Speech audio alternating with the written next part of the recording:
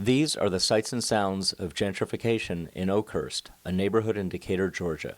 Decatur is an inner-ring suburb that occupies about 4 square miles adjacent to Atlanta and about 6 miles east of the Georgia state capital. In 1975, Decatur became one of 23 pilot urban homesteading cities in a program authorized by Congress the year before and administered through the U.S. Department of Housing and Urban Development. Urban homesteading enabled qualified homeowners to buy distressed properties for $1 from the city's housing authority. The new homeowners were qualified to receive low-interest loans to rehabilitate the properties and restore them to code compliance. Each urban homesteader was required to live in the dollar home for at least 3 years. Federal and local housing officials had hoped that the program would spur reinvestment in distressed neighborhoods and bring them back to life. Gentrification arrived in South Decatur on the heels of urban homesteading.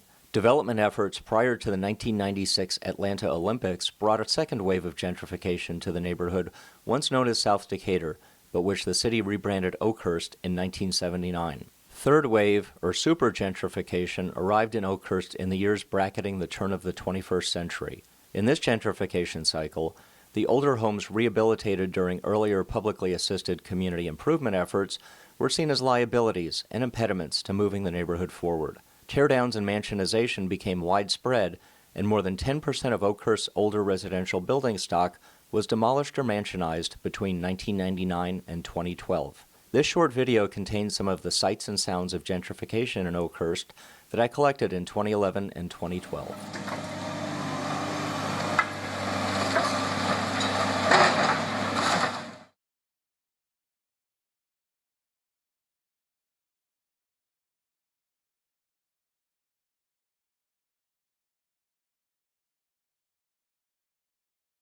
Charis Buchanan was a few months shy of her 89th birthday when I interviewed her on the porch of her Oakhurst home in the spring of 2012. Next door, a crew working for a local builder was completing the demolition of a small house. Listen to her tell the story about how she came to live in South Decatur and how gentrification is impacting her daily life. I'm 88. Okay. 88. You'll be 89. Where are you from originally? Original, we were raised up in Decatur. In Decatur? On White Street, where my granddad stayed at. He was raised up over there in his house. So that community up there, was it always called the Bottom? Yeah, it was Beacon, Beacon Elementary, where Trimsey Elementary School and Beacon was the elementary school. Trentwood High, Beacon was the elementary school. Well, those are the schools we went to. What part of that area was the actual Bottom that you said? The Bottom was there where you said where Russ and Stowe were. They call that the Bottom. That's what they call the Bottom. But that was old. That was old too. That was wrong. That's where a lot of people stayed up. 5 or 6 families stayed up there. Inside that wall, where they come through like a little alley or something going through over on White Street, because all over was dirt roads then. And Newman Street, that was the old street. That's no more because they built up all them streets is tore down now. But one that street was named Newman Street. And there's so much memories I can't think of it right now. But it's a lot of memories there. Do you remember when you moved over to this side of Decatur? This moved over here. Mm-hmm. It was in 60 in the 60s. Let me see. My grandson was a year old when we moved here. And that was 69. To this house? Yeah. Okay. Yeah. When we moved over here. Were there a lot of African Americans living over here then? No. It was that White House sitting between the house and piano. Uh-huh. Can you see it right now with Miss Moore? That house in between that, the one next to that one over there. You see the brick one first, Right. and that next one between there. Uh-huh. Well, the next one there, that white one. Oh, okay. And she the old citizen from Decatur. Was she white or black? She black. Okay. And she was here before you got here? Yeah. She might be my second here when we got here. Do you remember if the whites who were living here when you moved in, did they leave fast or was it slow? It was slow. Okay. Cause we used to be a white stay across there in that house there. She moved out there on Church Street. And these white here, they left, moved. Right next door to you? They That's- moved. Is that the house that got torn down just now? Yeah, it's the old house, what they tore down right then. But another man had moved in there, what just moved out. Uh-huh. And he moved out here on Claremont. Back in the 1960s, what was this neighborhood called? This was the name of the street. Then it was then, remember, as I can remember, my grandmother-in-law them was when they did work over here. Back then they was staying behind one of these houses over here in this section, cause they were working for them then. So African Americans, if they were domestics, they could live here, but they couldn't live here otherwise? That's right. No, they couldn't live here. Was this a safe part of town for a black person to be after dark? No, it wasn't safe for to be. It was just about like Avondale was, cause you wasn't allowed in Avondale. No blacks wasn't allowed in Avondale walking through there. So what made you pick this house to buy? My husband picked it. I didn't pick it, cause Okay. what happened, the reason we were here, because another lady told him that the house that he picked, it was over there on County, and she told him it had been sold, and she had a nice house, this house here, that she could sell her. And so that's why he got over here. But we supposed to be staying in the house down on the end below that light in one of them houses Huh. on County. So they've taken down a few houses on this street. What do you think about that? I think it is ridiculous because they just covering up all these small houses, and then soon we trying to get all these small houses out. That's what make me think. They're trying to get all them out and just putting nothing but these big houses in here. What do you think of the big houses? I don't care too much for them. Why not? Because, see, I ain't got no lather going up no stairs, trying to go up no stairs. And see, with my age, I would rather be down where I could have it down low like this. At my age, I just don't like that upstairs. How do you think the houses look? Some of them look all right, and some of them don't look that good. To me, it don't. And that up here in that corner, now that's beautiful. That looks all right. But these, what they're straight up, I really don't care so much for something like that. They just straight up. The ones they're putting right next door to you? Mm-hmm, straight up. And like that place up there, street up there, it don't have no nice about it at all. You see that one right up there? Uh-huh. You seen that? That's straight up. It don't have no shape at all to it. See, it's down low, but it look like it would have had something like a round porch or something to go to it on the front of it. It would be all right, but that ain't so hot. But that big one right there next to that white one, that one look all right, but don't seem like nobody stay in it no time. It be gone. And that one up there on the corner way on up across Greenwood, don't seem like nobody stay in. I see somebody else just moved in that one. Don't look like they stay in them too long. Do you think these big houses fit with the smaller houses here? I don't think they would. They don't make the neighborhood look that good with little houses down and all them up over and it's sitting between there. It doesn't look good to me. If it's all the same, then it would look much better. But it's not.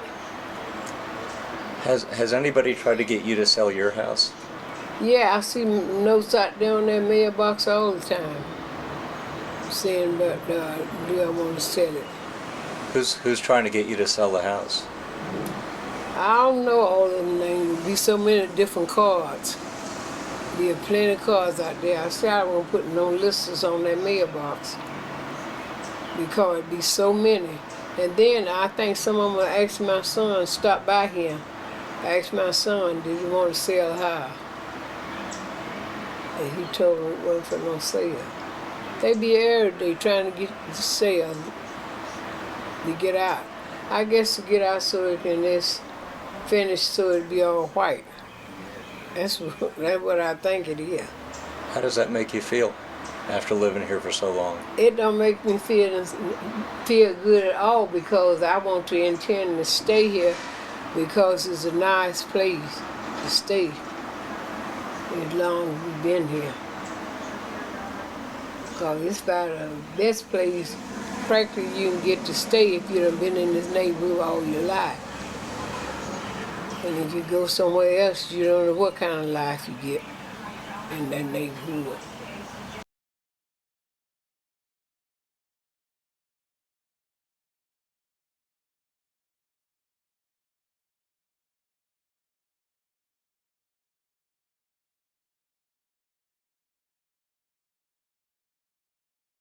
This was the home that Decatur urban homesteader Shirley Huff bought in 1981 for $1.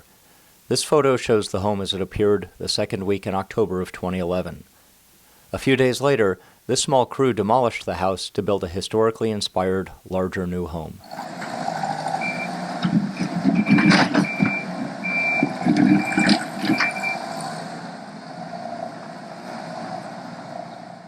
Mike Shivers was the builder who bought Huff's former home after it went through foreclosure following her death in early 2011.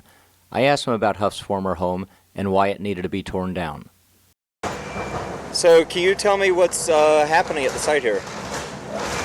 As in, we're going to take this house down and we're going to put a bungalow-style house similar to one I did over on Adams Street. It'll be a 3.5 bedroom, kind of like a story and a half type thing. So, who are you? I'm Mike Shivers with 4M Contracting. Been in business about 9.5 years. Commercial and residential work, licensed electrician also. So we've been down in the Decatur area about 2.5 years. This will probably be our 12th or 13th project so far. So you said you don't like to supersize them. What did you mean by that? Well, I don't do four squares. I think a lot of the guys down here are doing the bigger houses, what I call a 4-square type thing, but I was going to try to keep this one more traditional bungalow style. Was there anything wrong with the house that's coming down? It's just a little wide. There wasn't much. Most of my projects, this will be my first new construction down here. All my other projects have been renovations. Just wasn't much to work with, and the way it's set on the lot, there wasn't much room to even drive past the house to gain access to the back. So it wasn't structurally deficient or anything? No, it just didn't lay out real well. Just too small? Just too small. I mean, just too small.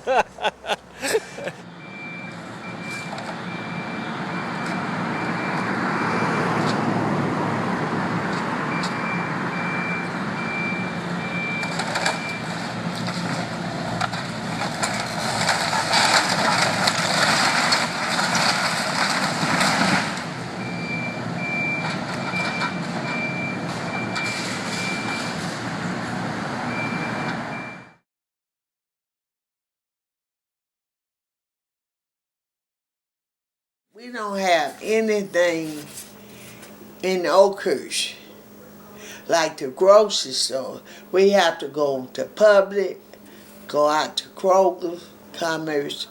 We have to go to drugstore. We have to go out to County Road, Rite Aid, CVS.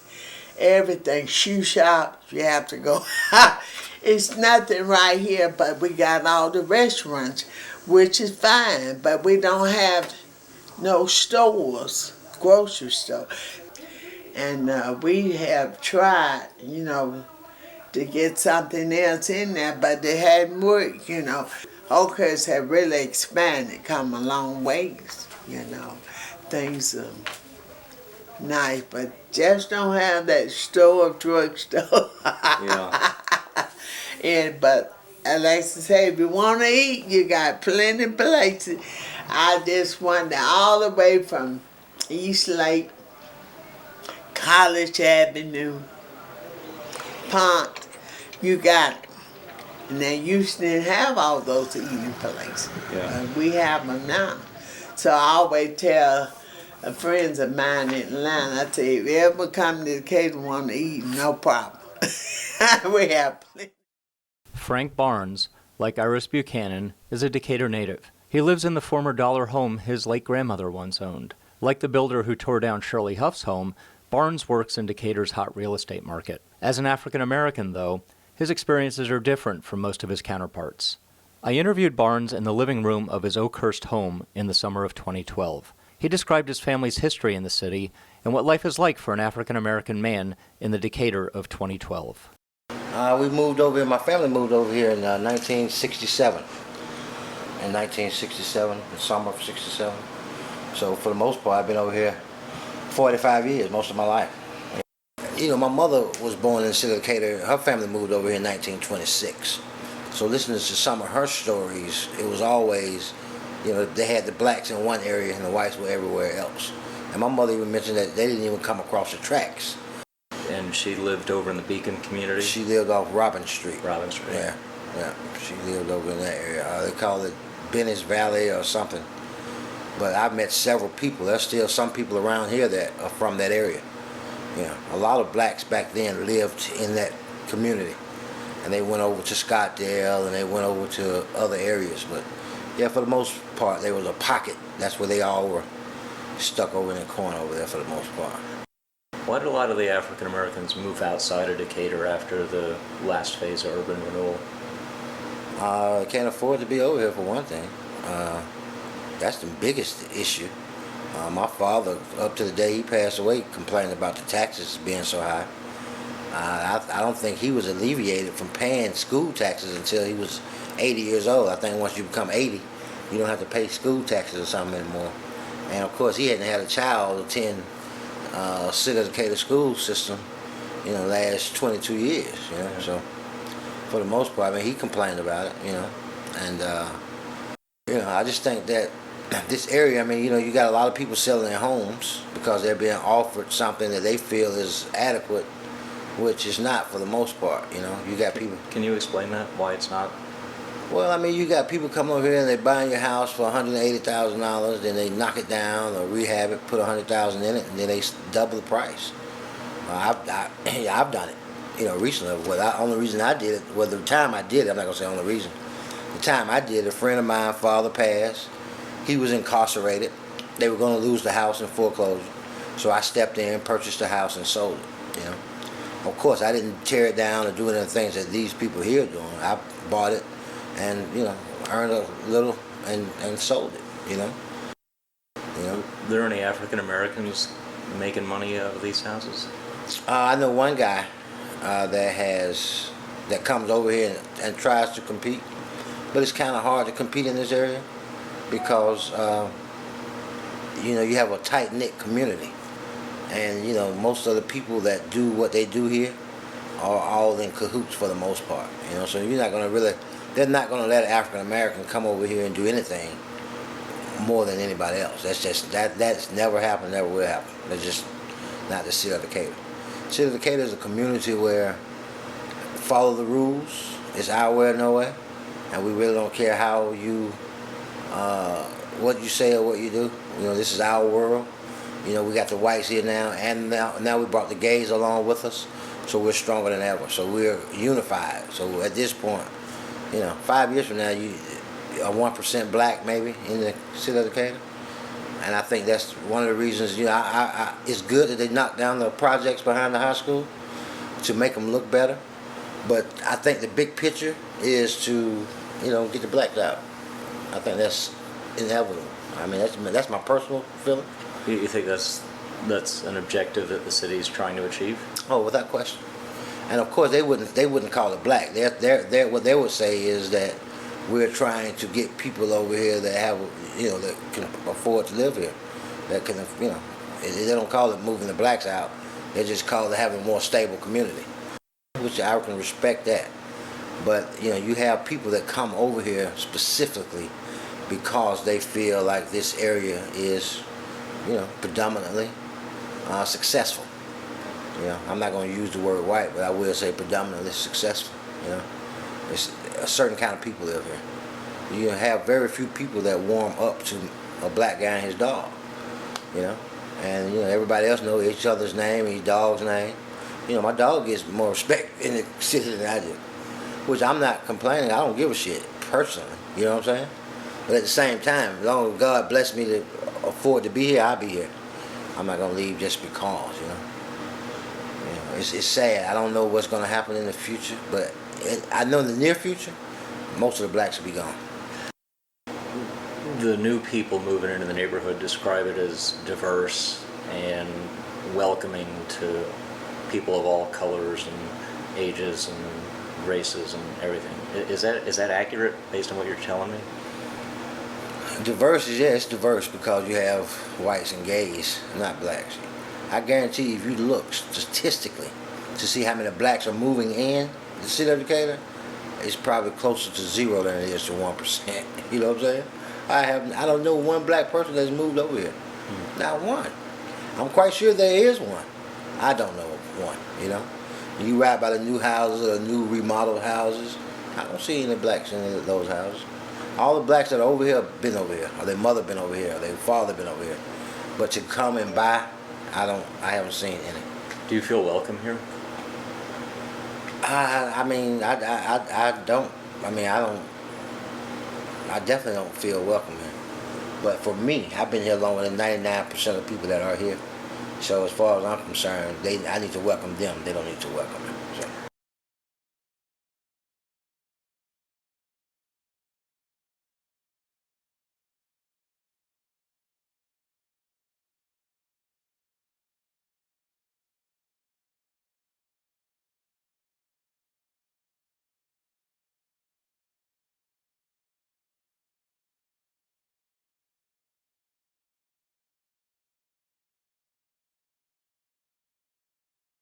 In April 2012, I interviewed one of Decatur's original urban homesteaders in the living room of the home he and his late wife bought in 1978 for $1. He was one of less than a dozen urban homesteaders who still owned and occupied their dollar homes in late 2011 and early 2012. This urban homesteader described how gentrification in Oakhurst has impacted him and some of his neighbors who have lived in the neighborhood for decades.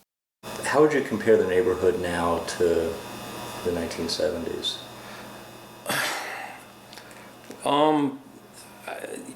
I miss some of the neighbors that were here, notwithstanding economic differences, racial differences, historical differences. Many of the people that lived here that have been forced out by the gentrification were good people. And there was an older black gentleman across the street that was a painter, and he was a great neighbor. He wanted to work on improving the house, and he couldn't pay for it. He couldn't get a loan because he was a painter, and it wasn't a stable enough job history for the banks. He ultimately lost that house across the street, sold it for $30,000. Some people came in, put $20,000 or $30,000 in it, and sold it for $140,000. Then they sold it, and somebody else did more work. And I guess the truth is I have mixed feelings. The neighbors, I think, are good neighbors, but I sometimes feel like the history of the neighborhood has been lost. I hear these 10 years ago, people would come in and they're like, well, we're urban pioneers, and I'm thinking, you don't have a clue. And then they would have their car broken in, and they would be, oh my God, and you'd see them rushing to move to somewhere else. And they'd be replaced by the next wave of we're urban pioneers. And my thought was the same. You still don't have a clue. So, do you think gentrification's harmed the neighborhood? I think gentrification has made the neighborhood less of a neighborhood. Can you explain that? Well, I can extend a conversation I had with my next door neighbor, David, who's a very, very talented cabinet maker. He said, I'm rushing to get my web page set up because the people that I'm used to normally working with people, and even though I'm just a cabinet maker and I work with my hands, I'm artistic, I'm skillful, and I talk to people, and I'm used to people of mine and your generation being able to talk across educational or historical lines. But the people that I see walking up the street, down the street here, they want to use my services, but they don't want to have a relationship. They don't want to be my friends. They just want to pay me to create a product for them and then me move on. And I find that on some level, some of these people that I see coming and going, I mean, maybe it's my issues, but I have a sense that there are some cultural barriers to a neighborhood being a neighborhood. So it really isn't something that's ethnically based, it's class based. I don't get it as being racial. I get it as being class or economics or, you know, desired outcomes or whatever. I mean, some of these people that are coming in, they think, okay, this is, I mean, I've been told that this is one of the two zip codes where housing prices haven't significantly dropped. You know, which given the most recent economics, that's actually pretty amazing. Some of these people that are moving in, I don't get a sense that they would see it as a neighborhood or a lifelong thing. They see it as an investment and a stepping stone to, I mean, the gentleman that rehabbed that house right over there, he lives over in East Atlanta Village, but they lived over here and they made the move because they wanted better schools for their children. I'm not saying that's a bad thing or a good thing, but I sometimes wonder about the priorities of these people. How about with folks who move in after buying one of these McMansions built on a teardown site? I have issues with that too.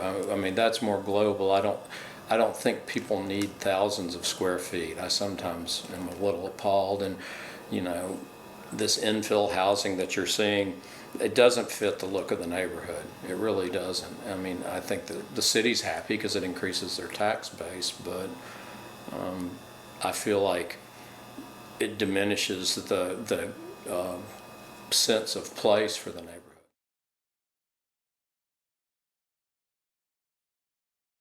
In the 1990s, Elizabeth Wilson served as Decatur's first African-American city commissioner and mayor.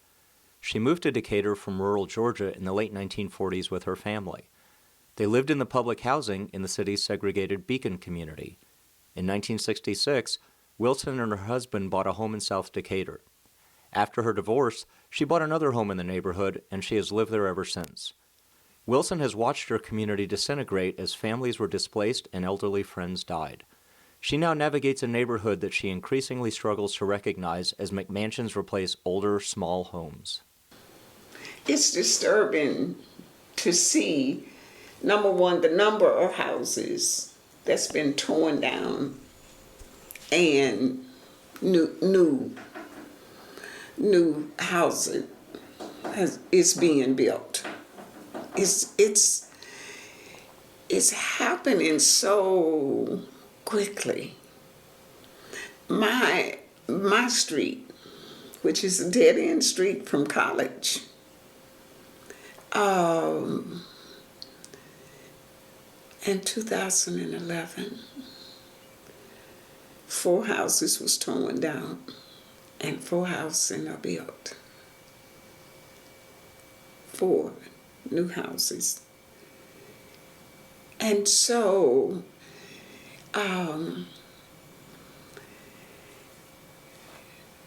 Ansley, I can just go almost on any street now and just see all of the new construction. I understand the need, I guess, for the young families to have two baths and a half, master bedroom, master bath. But do we have to always change the whole character of the neighborhood? Because that's what we've done. Well, what's ugly? What's ugly for some people is not ugly for others. I don't think some of the place. I didn't think the little house up the street from me, the very first one, was ugly. It was a little small house. I thought it was cute as it could be. I didn't think it was ugly.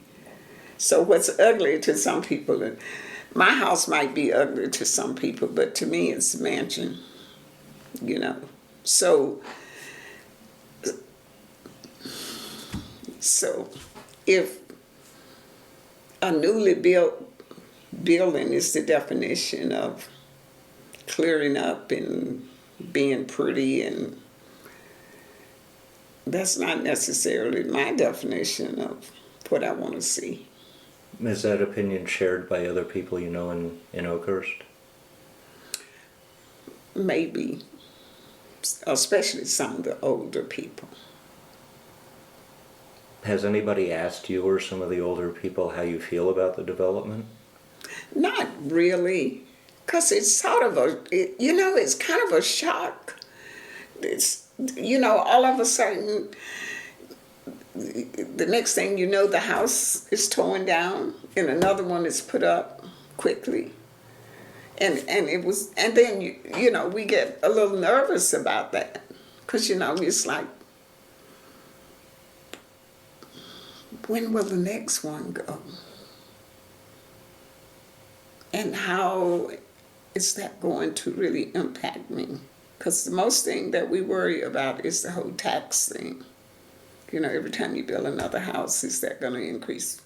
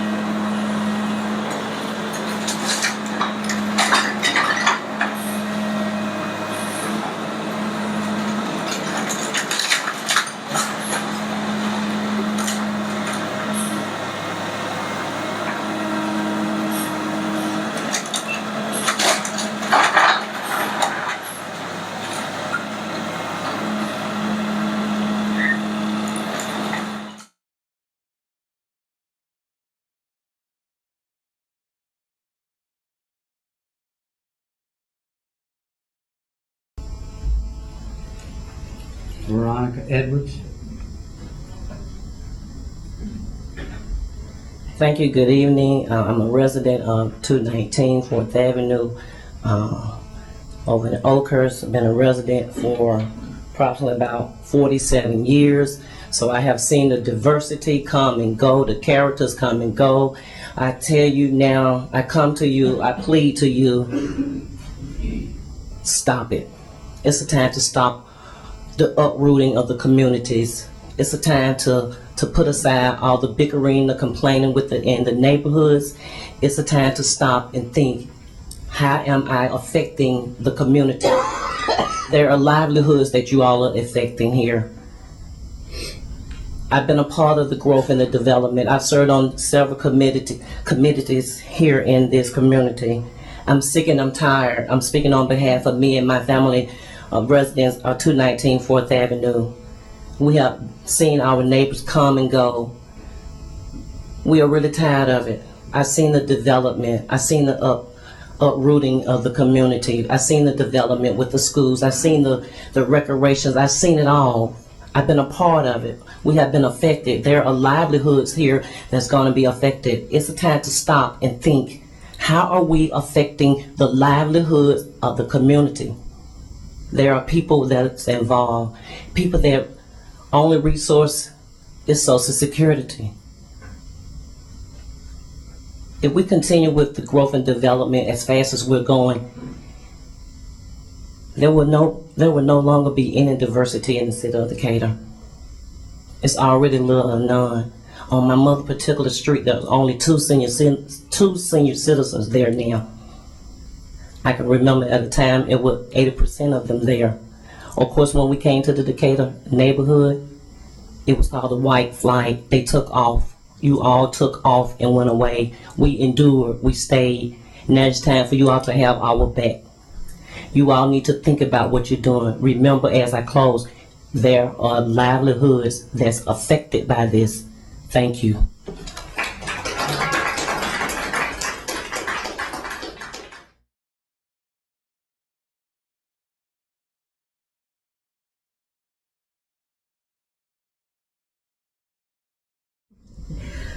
I mean, I think one of the reasons we are kind of where we are is because of kind of the velocity of the change that's taking place, and that it has, you know, kind of brought it to the kind of our forefront. And I'm afraid it might be a bit too premature, since we don't know yet where we want to go. I mean, in the years I've been on this commission, we talk about affordability, we talk about diversity, we talk about all kinds of lofty and laudable goals, but as we have seen in here, we're losing that stuff. And for, you know, I talked to Mayor Wilson and I asked her what her opinion was and all this, and she said, well, we should have been talking about stopping tear downs and what's happening to the primarily senior citizen African American people 10, 13, 14, 15 years ago. And now basically the horse is out of the gate. So if we're really going to make some progress and so forth, it's not going to come at the end of 90 days. It's going to come after a lot of hard work and soul searching that we need to do, and you know there's potential that it might be too late. There are a lot of folks who've already sold, cashed out, and we may have missed that. And I'm not sure that a moratorium at this point is going to stop the bleeding that we've already got going on.